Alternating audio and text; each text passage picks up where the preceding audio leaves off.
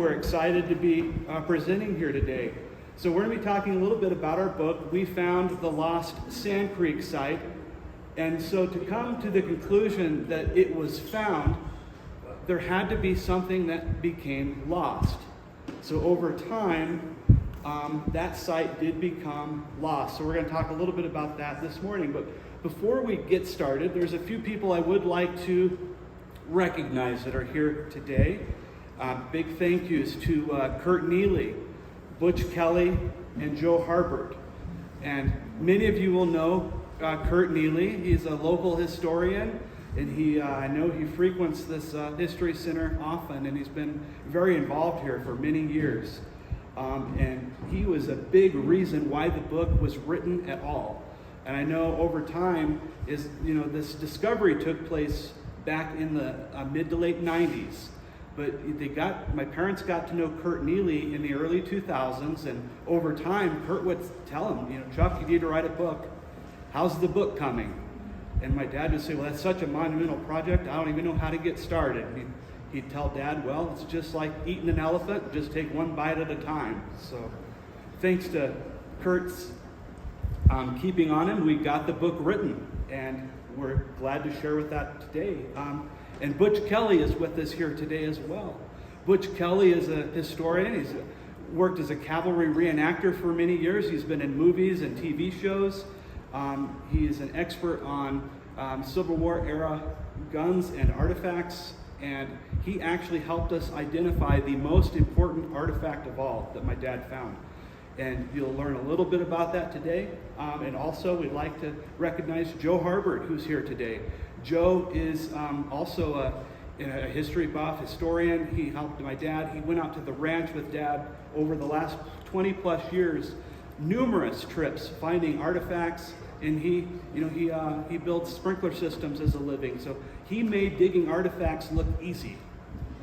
And they would go out, and I can't count how many times they went out to find artifacts. And he's going to come share in a little bit about some of the cool things he helped find out at Sand Creek. We're going to get started in our program today talking about how did Sand Creek become lost. So it's important to know that immediately after Sand Creek, the site was not lost. So in 1864 is when Sand Creek took place. In 1868, Lieutenant Bonsall went out to the Sand Creek site, and he went out to measure the length of Black Kettle's village. So I'm going to show you, and there's a picture of our book, and then this is a map that Lieutenant Bonsall made. It's just commonly known as the Bonsall map. And I'm going to point out a few things on here, and we're going to come back to this map in a little bit. But you can see on this map, there's a place here where three lines go off in three different directions. That's a place called Three Forks. It's called Three Forks. And he measures down from Three Forks 6 miles to his camp number 2. Now, in between this 6 miles, right in here, is about a 2.5 mile distance, what he measured as the length of the village. So in 1868, Lieutenant Bonsall went out there. So just 4 years after Sand Creek, there would still be like burned teepee remains, for example. So he would be able to go out there and distinguish and at least come up with 2.5 miles of what would be Black Kettle's village. So just some context there that's important. Just 4 years after Sand Creek, the site was known, it was documented, there's nothing about it at this point that's lost. But we jump ahead just a little bit, because this map came out again, and he went out in 1868. But this was almost 30 years before the 1894 USGS topo map. And when that topo map came out, now bends and creek bends were more important. And we'll go past another slide on the book. I'll let that sit for a minute. But when this topo map came out, creek bends were more important. But what they did not do on this topo map is it did not document. There's nothing on this topo map that says where Black Kettle's village was.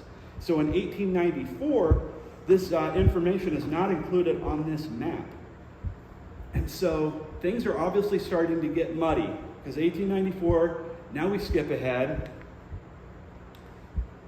And I'm going to let this sit for a minute. That's an important map that we'll get to in just a minute.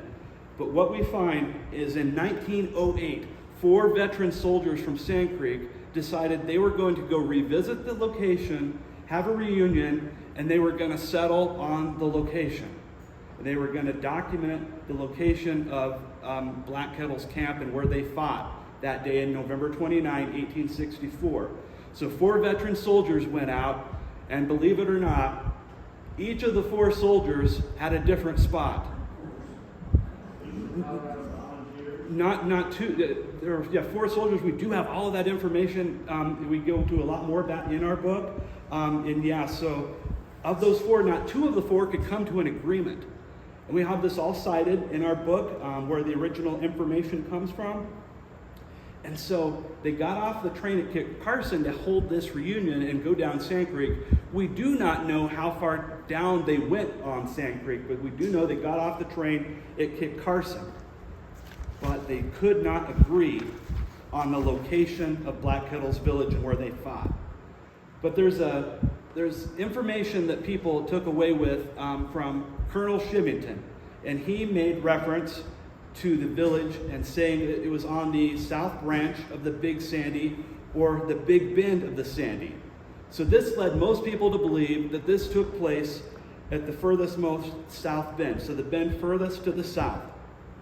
This would be a reason why the monument that was at the traditional Sand Creek site was placed there, was due to them believing that it was the bend furthest to the south. So a monument was placed there in 1950. It is actually no longer there. It has been removed. And we're not sure why it has been removed. But we learned through, not just through discovery, but through studying of research of historical documents concerning Sand Creek, Colonel Shivington was talking about something much different than a specific bend. And we go into a lot more about that in our book. But another key document why that monument was placed where it was in 1950 at that historic site is because of the George Bent map. And so right here on the right is what's called the George Bent map. But there's some problems with this map. For one thing, you have a blue line going down through here. You have black pencil, 2 different sets of handwriting that do not match. You also have fold lines on this map. We read and we took all of our information about George Bent straight from his letters that he wrote to historians while he was working as an Indian agent in Colony, Oklahoma. And this is many, many years after Sand Creek. And so when he's making this map, and at this point, this map is about 1913, 1914. We're almost 50 years after Sand Creek at this point. One thing that's hard to believe about this map is that this was drawn by George Bent from memory. I can't imagine anybody being able to sit down 50 years after being somewhere and draw a map this precise. And what's interesting about this map, these fold lines, what we believe is that the person he was writing to about this map was a historian named George Hyde. Well, we believe that it was actually George Hyde that made the map, and he traced it from that 1894 USGS topo map. It's too precise to have just been done from memory. And so this is context, again, that's important. So what we have on the left, this is a 1936 aerial map. It's that topo map, once you zoom in on it, because he would have had a bigger map, but once you zoom in on it, it's really hard to see. But this aerial map, this 1936 aerial map, see how similar this creek bend is to this drawn map? Well, that's basically what that looks like on that topo map. So we believe he traced that or copied it from that topo map. And so this George Bent map became a premier document in marking the Sand Creek site, especially placing the monument where they did. And so it's a hand-drawn map. It's been with fold lines. It's obviously been mailed. We believe it was mailed from George Hyde to George Bent, because in many of George Bent's letters, they talk about lots of maps in the letters, and George Bent will make comments like, "I have finished the map that you sent me." Well, it's our belief that he finished this map that George Hyde sent him. So we believe this is actually the George Hyde map. And so, again, 50 years after the event. And also, another thing that's important to note is this map does not have a legend. There's no legend to say how long this is, because here's one of the problems. That bend over by the traditional historic site is only half-mile long. Well, what we've learned through discovery and research, and mostly discovery what Dad found, is that bend is not big enough for that event. It's much too small.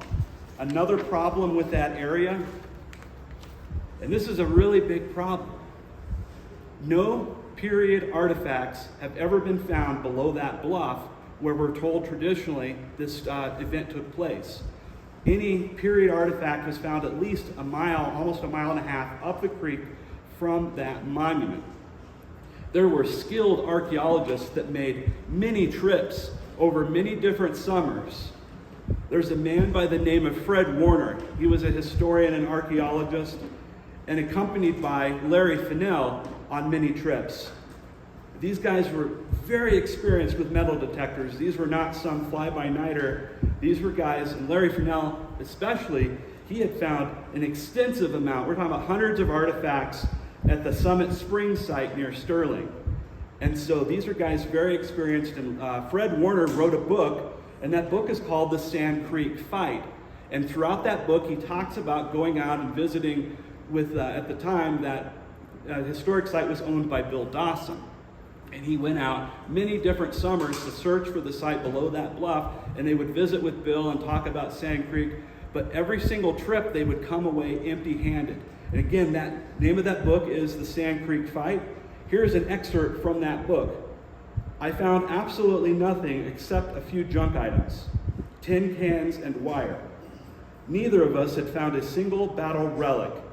And that's from page 167 from his book. And so he left and still was a bit perplexed, thinking, all of these trips, I haven't found a single period artifact, but he still believed the artifacts were there to be found. But little did he know, he was in the wrong spot altogether.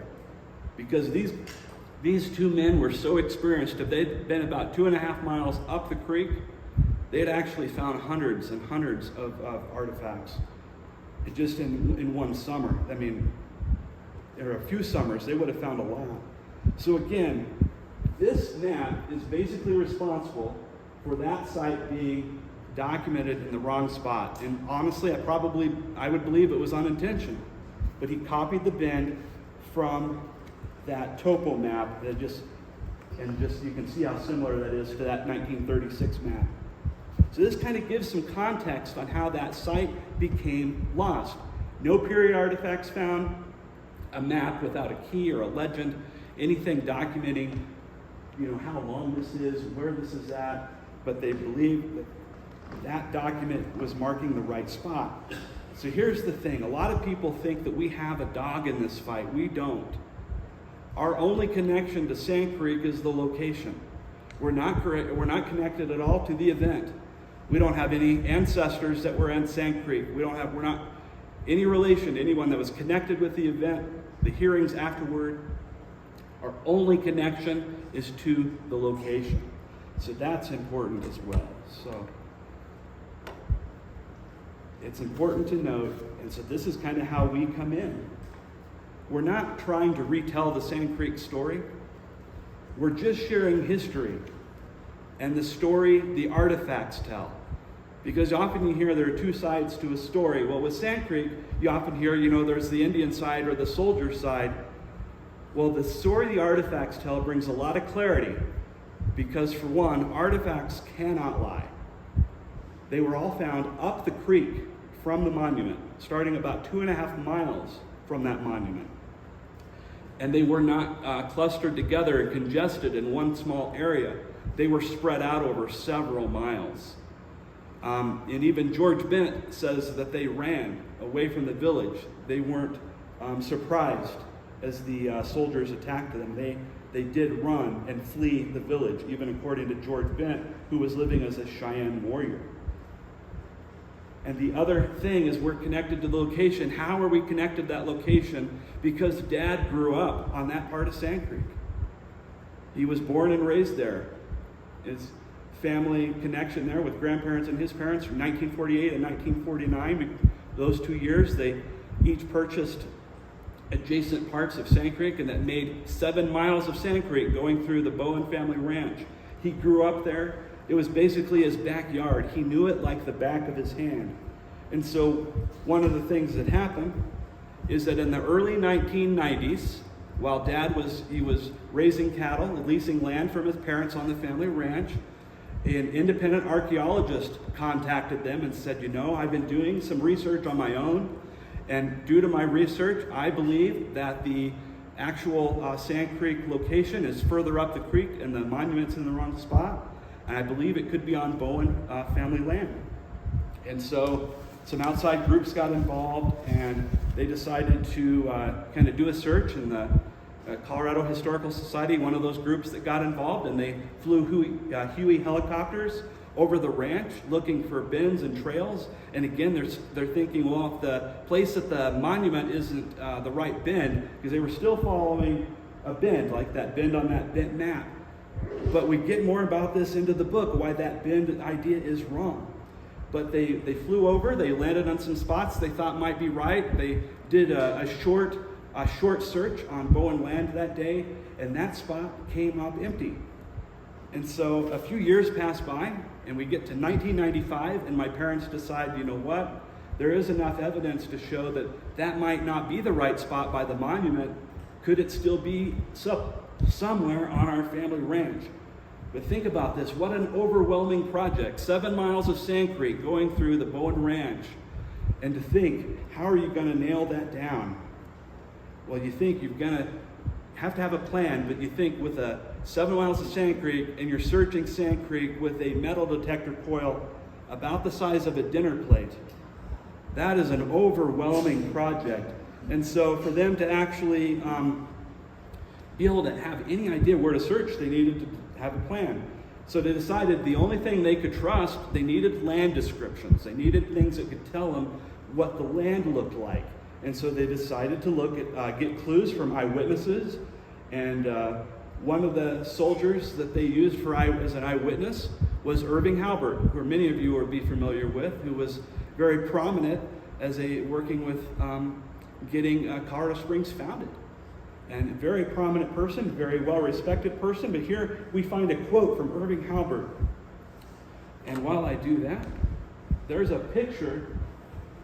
That's the soldier right there, is an older man, his son and grandson. And you all may have remembered Irving Halbert, the grandson. That's him right there.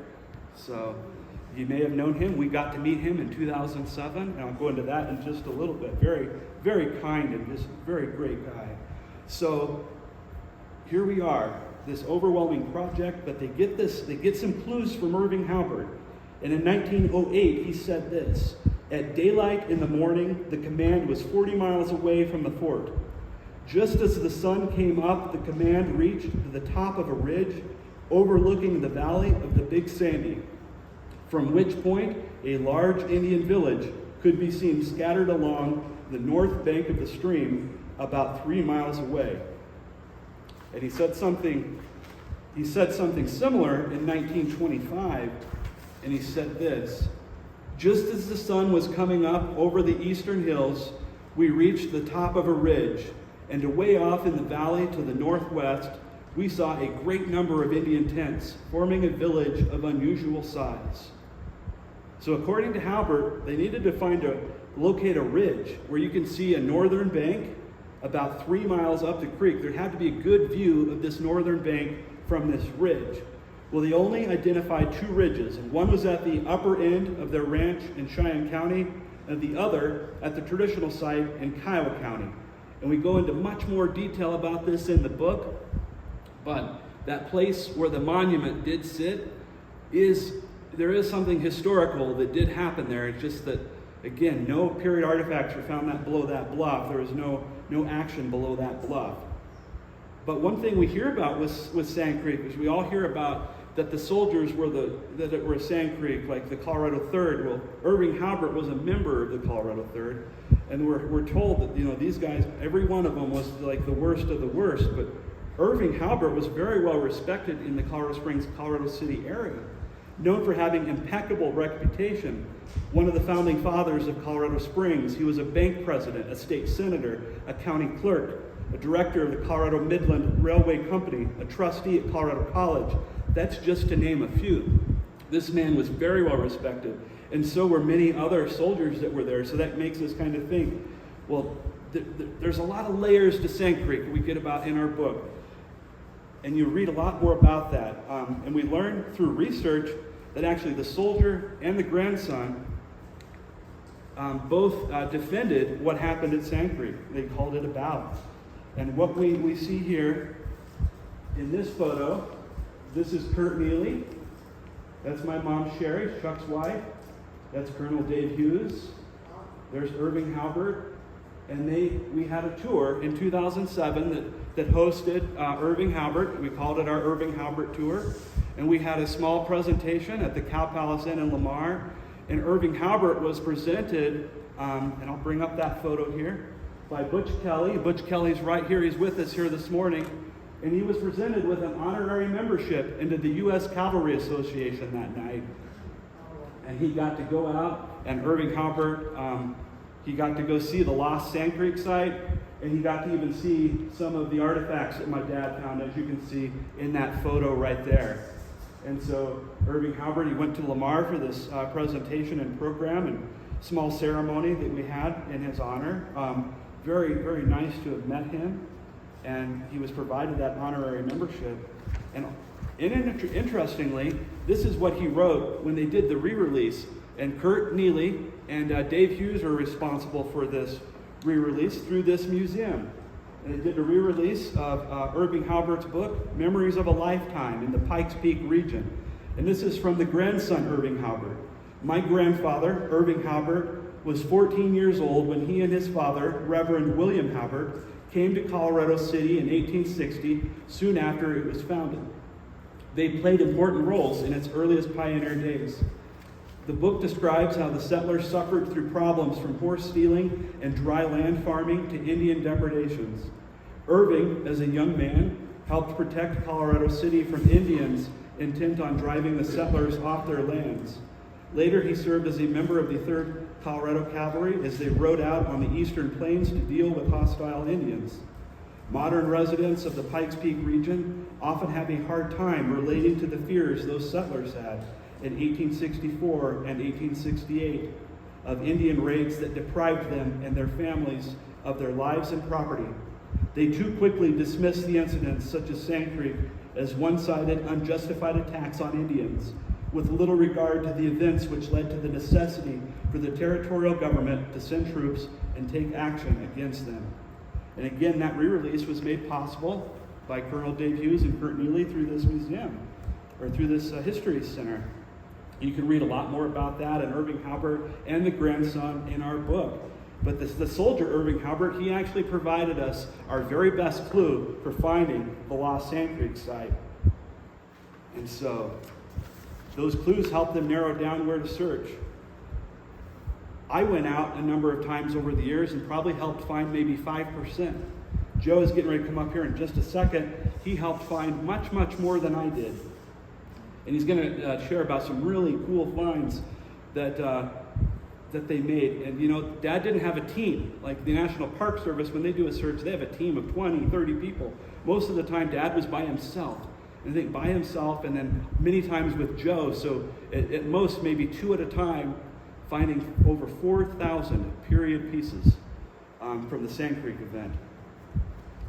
And so that started in 1995 and 1997. That's when things really picked up, and they started finding more and more artifacts. They decided to have their discovery notarized in 1998 of October. They had found teepee sites, and including kettle fragments, metal arrowheads, and they found bullets. And the thing that, with every single find that Dad found, every artifact, got a GPS coordinate and a photo. So this is very meticulously documented. And we'll show here, I've got one thing to show real quick. Right here, Dad bought, I can't even count how many of these Rubbermaid stacking slides, and they're just filled. There's at least 50 of these things in one of them, and they're filled. He's got a gun safe in his basement that's just filled top to bottom with these things. And you can see how he documented. He's got the date collected, the item, he's got the latitude, the longitude, GPS accuracy. This is as meticulous of a documentation of any discovery, and I know I'm biased, but this is objective information right here. This is an incredible discovery that deserves being told. And also, on kind of an off-topic note, he's got so many artifacts, he needs more of these, and he can't find them in stock anywhere. So if you happen to know where he can purchase some, let us know. Wink, wink. So let us know. We would glad to take them off your hands for you. And so soon after 1997 and after 98, when they got it notarized, the National Park Service got involved. So Dad met with the representatives, let them know about what he had found. He asked them, say, this is what I found, this is the documentation I have. And he said, will you give me, the proper credit for this? They said, of course we will. You have to read that in our book. If those promises were kept, who made those promises specifically, it's all in our book. So you can read more about that in our book.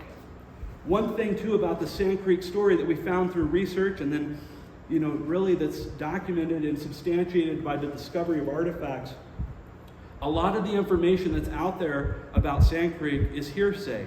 A lot of the books written about Sand Creek don't actually cite eyewitnesses. Some books don't cite anything at all. It's just reciting the book previous to it. And so you see a book in publication and you see something cited, and we trust that information. But what we have artifacts, and we have them documented, and we can show where this took place. So I would ask this question: if there is a court proceeding, what would be more important, hearsay evidence or physical evidence? Physical evidence. It's very difficult for hearsay evidence to even be admitted in court because it's very hard to verify. It's very hard. Another thing we learned about through research of Sand Creek is we know about how spread out this was, and we get this from George Bent's letters. This is about Little Bear, and there's a story that we share in our book from George Bent's letters about how Little Bear, he was one of the Cheyenne warriors, and he got up early that morning of November 29, 1864. He went up across a high hill that morning to go get his pony. Well, he looked south toward the lodgepole trail, and what he noticed when he looked south was he saw a long black line. So he knew at that moment, this is from George Bent, he wasn't a soldier. We know from George Bent's letters, they saw those soldiers miles away. So we know, and then we can, this story, this document from George Bent lines up with artifacts that my dad and my mom found. Mom was really the researcher, Dad was the archaeologist, but the artifacts were so spread out, we found what Dad has called running battle locations. And that lines up with these accounts similar to Little Bear's story from George Bent. And so there's just a lot of information that's hearsay when it comes to Sand Creek, but we decided to only use eyewitness accounts. And so at this time, since this is really a story about discovery, story about artifacts, I'm going to have Joe come up here. He's going to share. My name is Joe Harper. I'm a retired teacher. Is that better?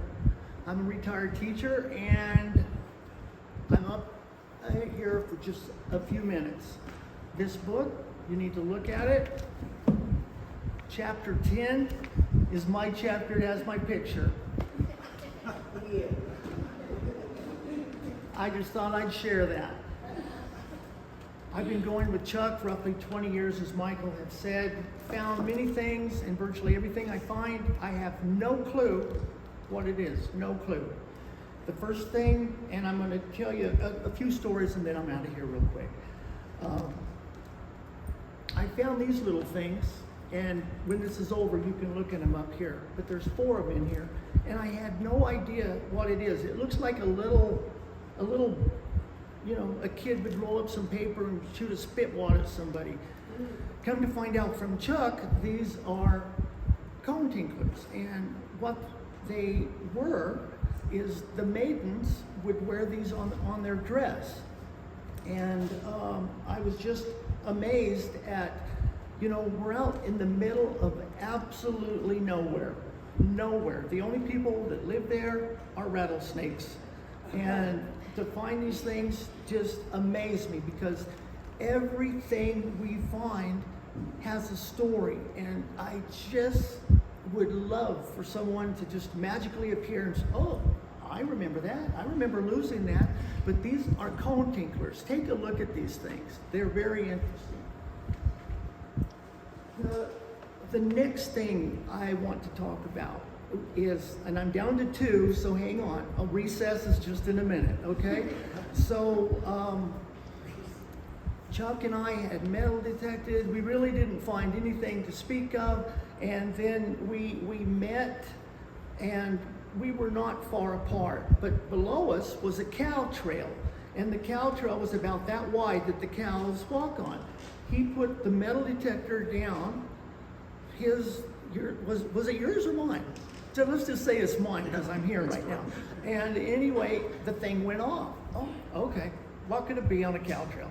So I dug it up, and it was like yay deep, and it was a star. It was like a metal star. So I have this weird look on my face as usual. Chuck, what on earth is this? And I held it to him, I gave it to him, and in a twinkling of an eye, he said, that's star tobacco. Oh, okay, what on earth is star tobacco? Okay, so some of us chew tobacco, I don't. But I remember the guys had that little thing on their, okay. Well, back then, they sold it in cubes, and they wrapped it up, and the name of it was Star Tobacco, and that metal star represented that company's product. And I thought, oh my gosh, here we are. Once again, we're out in the middle of nowhere, and we find that metal star. That was amazing to me. And with that said, we were at the site. Everything Chuck finds, as Michael said, he takes a picture of it, he GPSes it, and then he plots it when he gets home. And if anybody, I'm not, the older I get, the stupider I realize I am. And I don't see how anyone could argue with all the items we found in one site and dispute that wasn't the battle scene. It was just,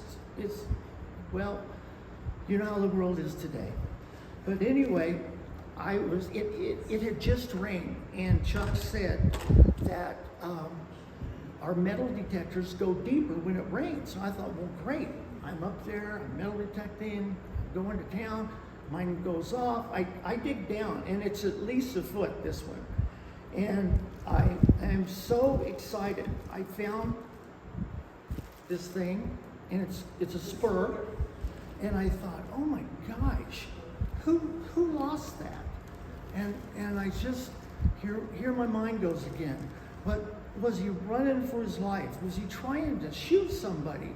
Was he, what's the story? Because I would think if I'm a cowboy or a whatever, I need these things to make my horse go.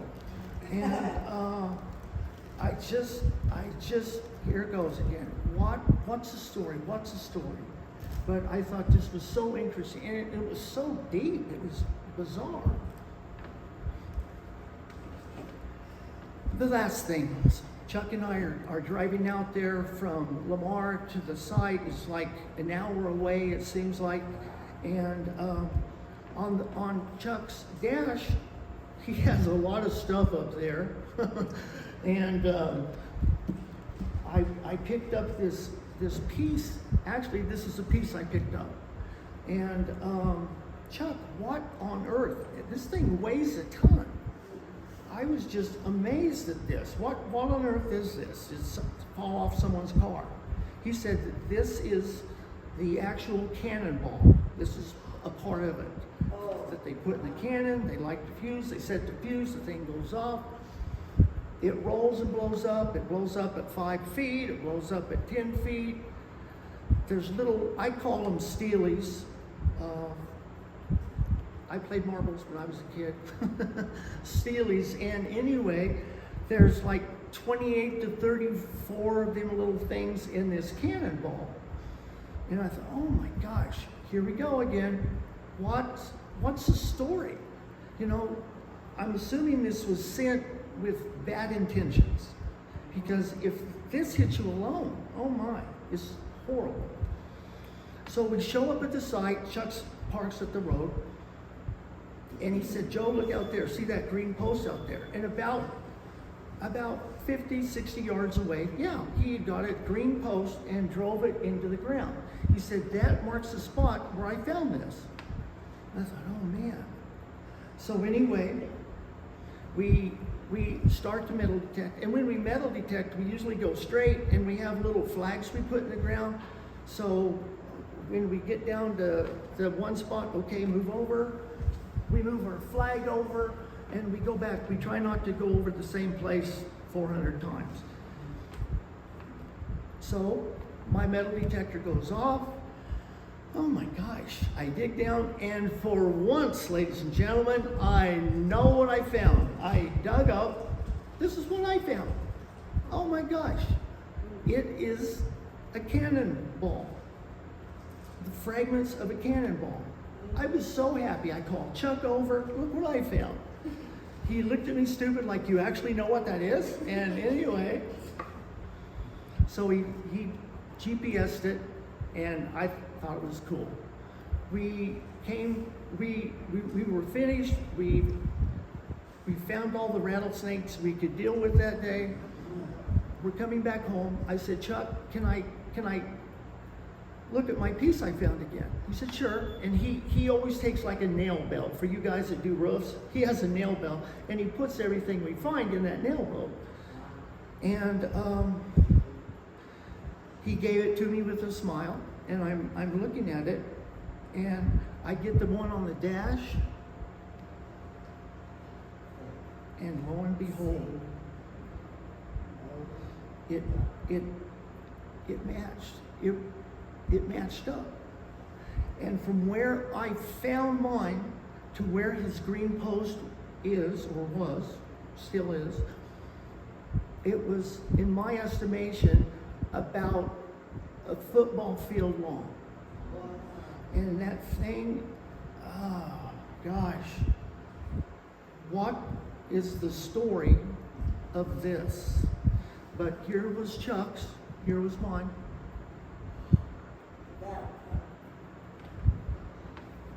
And there it is. But that's just some of the stuff we find that always interests me. Chuck always knows what we find. Thank you for listening to me. Thank you so much to Joe for sharing that. He just has a way of telling that story because he's got that experience of going out himself and helping Dad search. I love hearing from him and his experiences going out there. So, as we've talked about discovery and artifacts and location, I'm going to come back to that Bonzo map. You can see, remember that 3 forks? It splits off in 3 ways. Well, you can pull up on a Google Earth map and you can see where 3 Forks is on that Google Earth map. And remember, 6 miles from there to his camp number 2. So 3 Forks all the way down to his camp number 2. And then you measure again, it's 6 miles. And you measure here, and there's 2.5 miles, as he said, for the battleground approximate of location.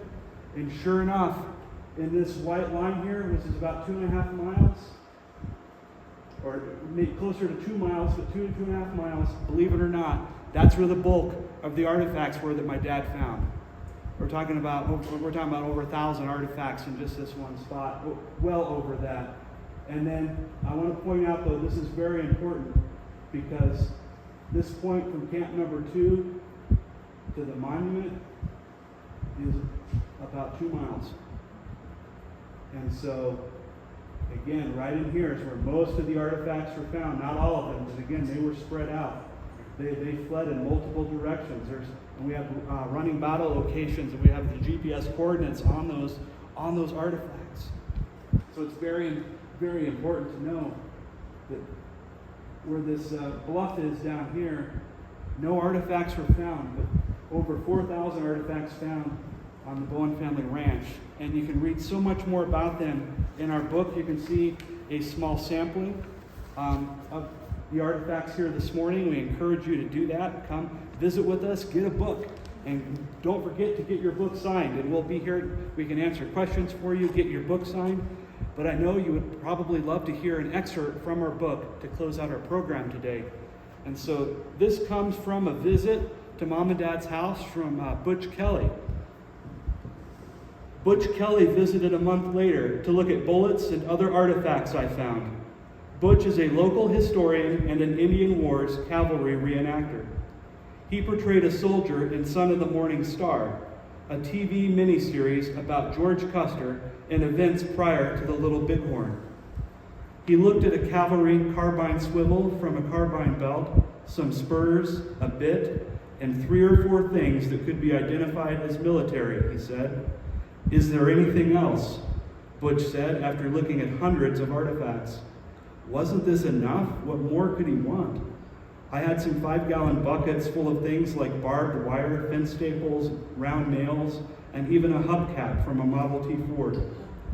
Well, there was the piece of cast iron on the dash of my pickup. It didn't seem worth mentioning.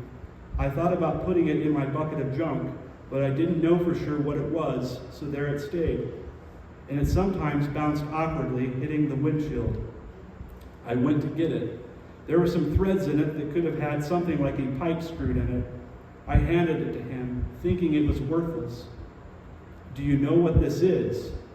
I had to admit that I didn't. I thought it could be a broken piece of a windmill weight. The old windmills have counterbalance weights instead of tails that are common on them today. Some of the early weights were ornamental and looked like barnyard animals like horses, pigs, or cows. Some were just simple round balls. Perhaps the threads were where it screwed into the windmill. "I'll tell you what this is." He straightened his shoulders and looked directly into my eyes. I was not prepared for what he would say next. And I'm going to stop right there. So the story does not end in the book. It doesn't cut off and leave you hanging. But that you can read that full account there in the book and what that important piece was. And it was a piece that only could be connected to Sand Creek. Again, we thank you so much for coming today. We're very thankful to the Old Colorado City Historical Society for hosting us. What a pleasure this has been. We invite you and encourage you, please stay. Look at our sampling of artifacts. Get a book, get it signed, and thank you again.